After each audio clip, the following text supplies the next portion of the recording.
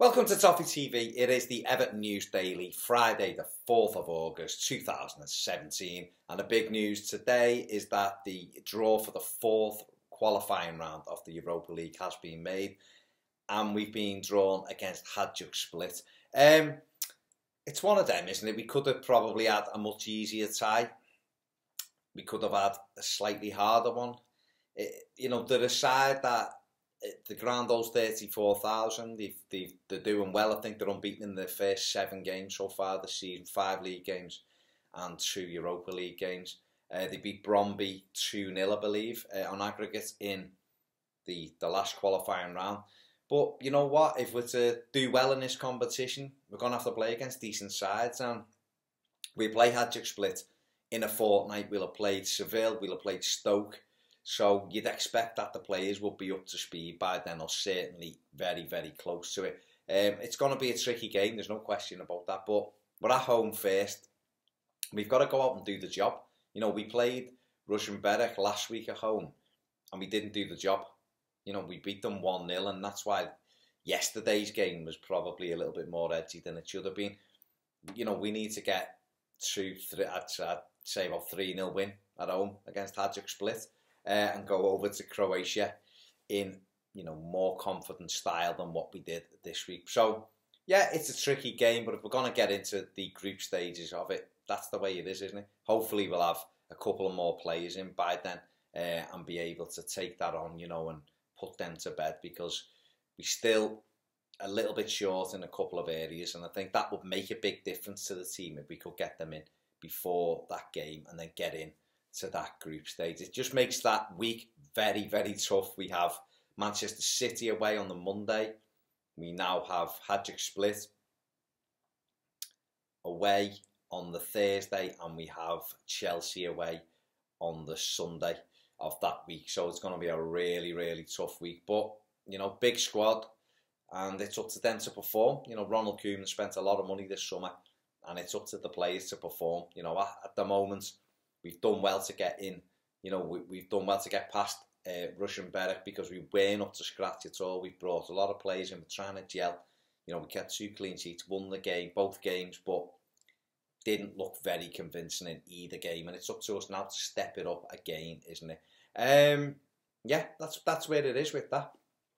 The 125th year anniversary commemorative kit came out today. Check out our video on that. We look at the training range, or the range that they brought out for that. And I also sat down with Kevin Campbell and grabbed him for 5 minutes, and it was a really enjoyable interview. His passion for Everton is second to none. A lot of positive feedback on the kit, the commemorative kit that Everton will wear on Sunday against Seville.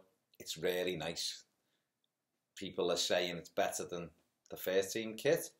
I'm not going to argue. It looks really, really good, and you just think, why didn't we just do that? Why didn't we just have that for the kit? But it is what it is.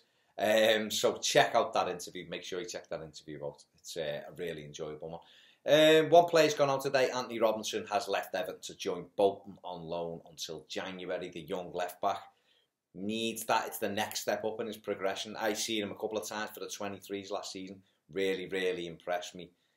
Good on the ball, dynamic getting forward. And needs now to play league football. Quite simple as that. Learn the toughness of the league, what it means to play for points. All the things I said the other day about Kieran Dowell.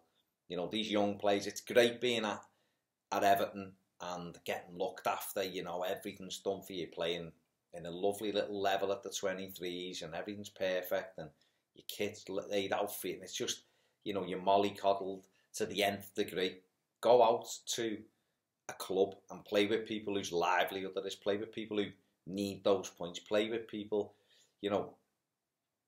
whose car isn't as good as yours at the age of 18. Go out to those places where the fans they want that result. It's great playing, in front of Everton fans in the 23s, and we all sit there and go, oh, they're great, they knock it around brilliantly, and nice little generous claps and all that. And they get beat. It's a bit disappointing. Go where it really, really matters to people, the fans are passionate and they want those points, and the players rely on those points. And I think that helps helps players, particularly lower down the league, build that full, you know, the holistic side of their character, if you like. You only have to listen to Leon Osman when he speaks about going out to Carlisle, and he thought he could just jog through the first couple of games until one of their players grabbed him and basically called him a little shit and told him to get his act together because it was their livelihood, and he kind of snapped out of it, and then he was absolutely brilliant for them, and the same at Derby County. And then that kind of helped him as he came back in to the club and got into the Everton first team, and that carried him through. So it can really, really help players. It can also not work out, as we saw with the likes of Brendan Galloway and Luke Garber, but fingers crossed for the likes of Kieran Dowell and Antonee Robinson and all the other lads. I think we've got 6 out on loan now, that they really,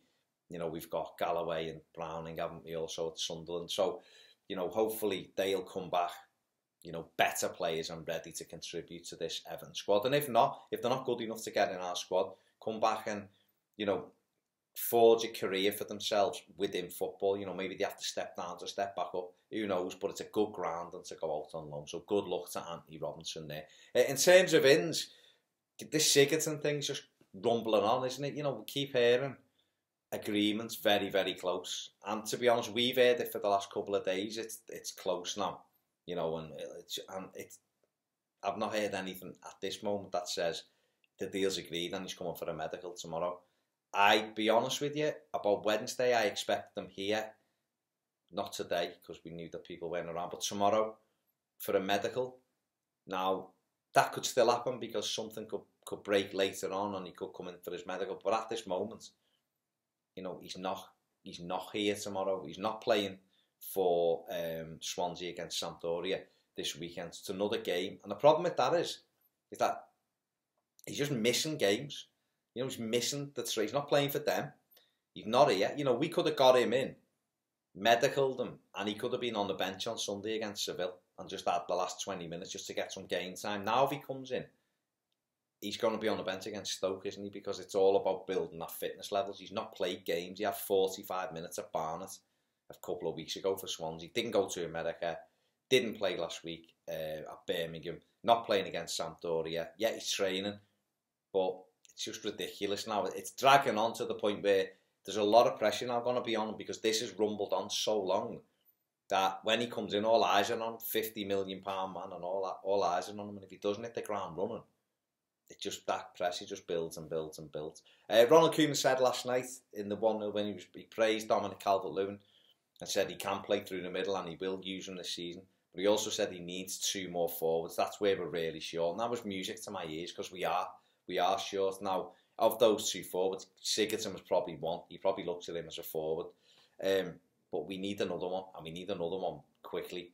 You know, and if it isn't Olivier Giroud, and you know, is it Christian Benteke? Is it a striker from around Europe? You know, is it Dembele or Celtic? Whoever it is, go and get them. Now, Dembele is injured, so he wouldn't be fit, I don't think, until September anyway. That's not ideal. But if you said to me, well, you can have Dembele, but he won't play till September, you'd kind of go, all right, well, let's go with what get him, and let's go with what we've got and integrate him in September. I'd love Giroud. Yeah, we do need pace, but like we said on the final word, check that out as well. But like we said on the final word, it's not always down to pace. If you've got a good side, you can negate that blistering pace. Yet Liverpool will be fantastic with that quick football that they play, but Spurs, who aren't exactly electric pace-wise, are brilliant. You know, so there's lots of ways to skin a cat, for want of a better phrase. So anyway, I've rambled on far too long on a day that there hasn't really been that much noise. Check out all the videos we've done. Any other business is a bit mad as well this weekend, so have a look out for that on Patreon. I've been Baz. We'll see you next week for more Toffee TV.